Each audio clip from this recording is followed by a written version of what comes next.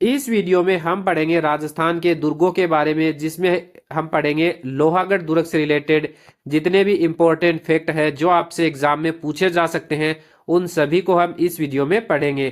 तो चलिए आज का अपना ये वीडियो स्टार्ट करते हैं। सबसे पहला प्रश्न आपसे पूछा जा सकता है कि लोहागढ़ दुर्ग जो है वो कहाँ पर है। तो आपको ध्यान रखना है, लोहागढ़ दुर्ग कहाँ पर है? भरतपुर में। तो पहला फैक्ट तो आपसे यही पूछा जा सकता है, लोहागढ़ दुर्ग कहाँ पर है? भरतपुर में।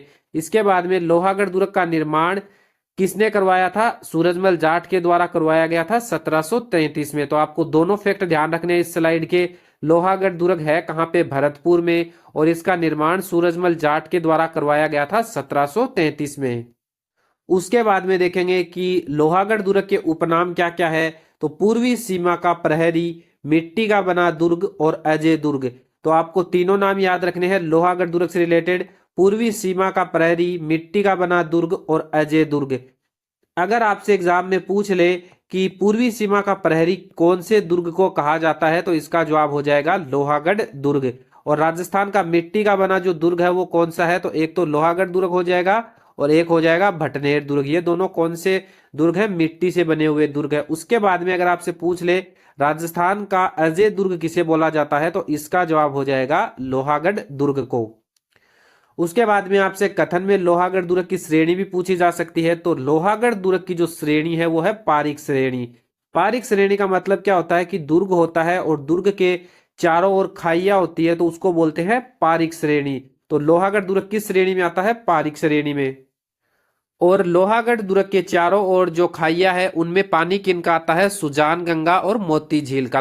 तो आपको ये फैक्ट और ध्यान रखना है कि लोहागढ़ दुर्ग के चारों ओर जो खाइया है उनमें किनका पानी आता है? सुजान गंगा और मोती झील का। मोती झील से रिलेटेड एक और फैक्ट बताते हैं कि अगर आपसे पूछ लिया जाए कि भरतपुर की लाइफ लाइन जो है किसे बोला जाता है, तो भरतपुर की लाइफ लाइन बोला जाता है मोती झील को। तो आपको ये फैक्ट भी ध्यान में रखना है।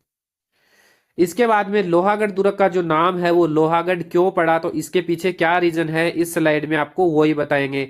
1805 में भरतपुर का शासक था रणजीत सिंह। उसने जसवंत राय होलकर को इस दुर्ग में क्या दी थी? शरण दी थी। तो आपको ध्यान रखना है कि 1805 में रणजीत सिंह ने जसवंत राय होलकर को इस दुर्ग में शरण दी थी। इसके कारण क्या हुआ? अंग्रेज अधिकारी था लॉर्ड लेक, उसने इस दुर्ग पर 5 बार आक्रमण किया और कई गोले दागे, लेकिन इस दुर्ग को कोई नुकसान नहीं हुआ। इस वजह से इस दुर्ग का नाम क्या पड़ गया? लोहागढ़ दुर्ग। इस विजय के उपलक्ष्य में जो भरतपुर का शासक था रणजीत सिंह, उसने किसका निर्माण करवाया? फतेह बुर्ज का। तो आपको इस स्लाइड के सारे फैक्ट याद रखने हैं कि 1805 में रणजीत सिंह ने जसवंत राय होलकर को इस दुर्ग में शरण दी थी। इस वजह से अंग्रेज अधिकारी लॉर्ड लेक ने इस पर 5 बार आक्रमण किया और कई गोले दागे, लेकिन इस दुर्ग पे कोई असर नहीं हुआ। तो इस वजह से इसको लोहागढ़ दुर्ग कहते हैं।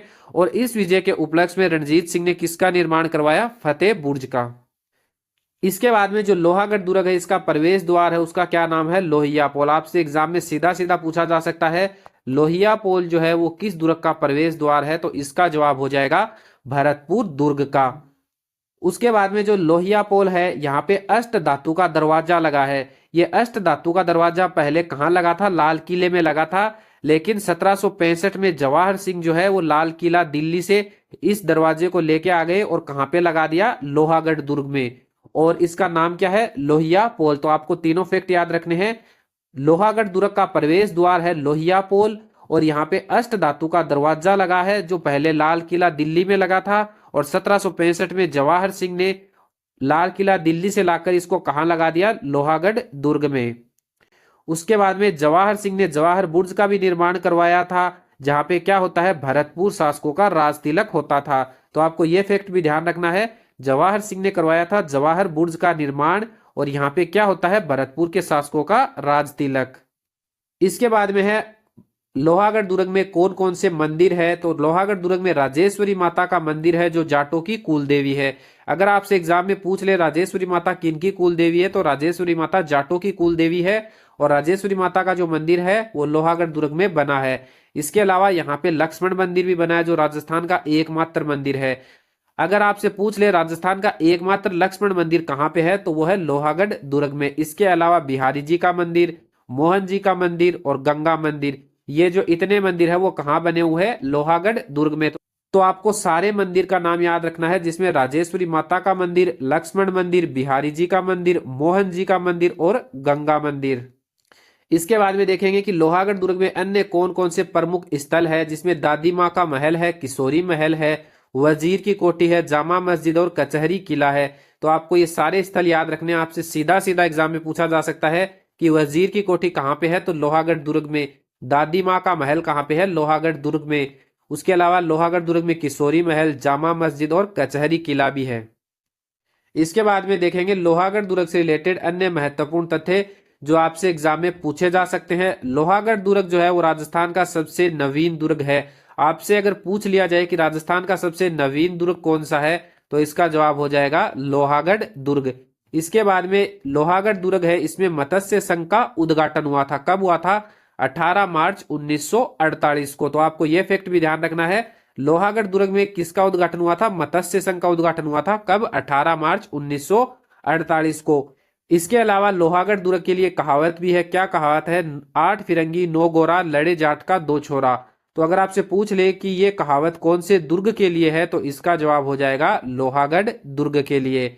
इसके बाद में जो लड़े जाट का 2 छोरा, तो ये 2 छोरा किनको बोला गया है? दुर्जन साल और माधो सिंह को।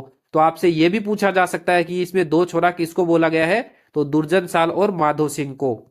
लोहागढ़ दुर्ग से रिलेटेड इंपॉर्टेंट फैक्ट इतने ही थे। अगर आपको वीडियो अच्छा लगा है तो वीडियो को लाइक करें और इस तरह के वीडियो देखने के लिए चैनल को सब्सक्राइब भी जरूर करें।